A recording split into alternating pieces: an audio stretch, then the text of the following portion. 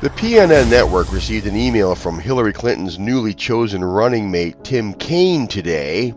In it, he goes through the usual liberal ideas of government's ability to save us all through a strong progressive agenda, making college free, as though free has any value whatsoever, continuing the gun grab roadshow, and taking money from business to give to people who didn't work for it. But he also admitted to something very curious. Since his time at a Jesuit boys' school, he's been a man of faith, he says. Then he goes on to talk of his missionary trips, something required of Jesuits. No word yet on how much, if any, influence the first Jesuit Pope had in this decision. We'll keep our eyes open. But what is a Jesuit and what do they believe? Even though we have done extensive teachings on the Jesuit order, it was very convenient to have gotquestions.org give us a very nice remedial tutorial on who are the Jesuits and what do they believe.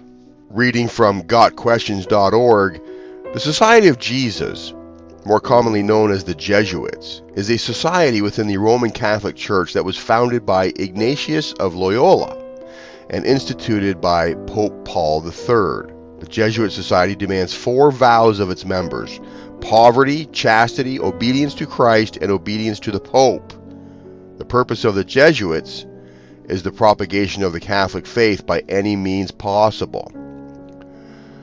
With the threat of Islam spreading across the Mediterranean region, the Jesuits' first focus was the conversion of Muslims. Shortly after the founding of the order, their focus shifted to counteracting the spread of Protestantism.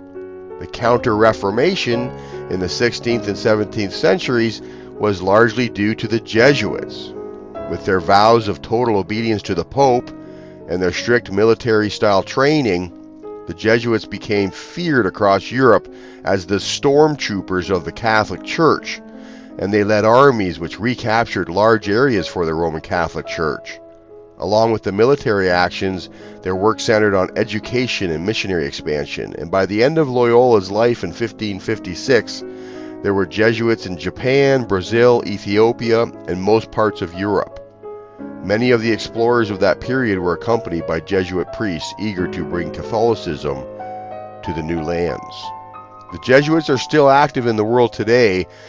Though the military actions of those early years have been left behind, the goal of spreading the Catholic faith is still their primary objective, and they do it through missionary work and education.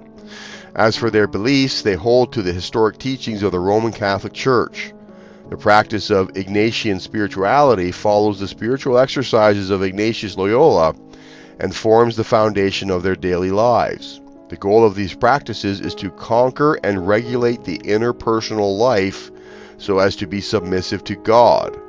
One of the key practices is separation from all friends and acquaintances in order to attend Mass and Vespers daily without interference. Another practice is deep and constant meditation on the sins that have been committed so as to rouse intense sorrow for the sins. To address all of their exercises would take far more space than this video allows.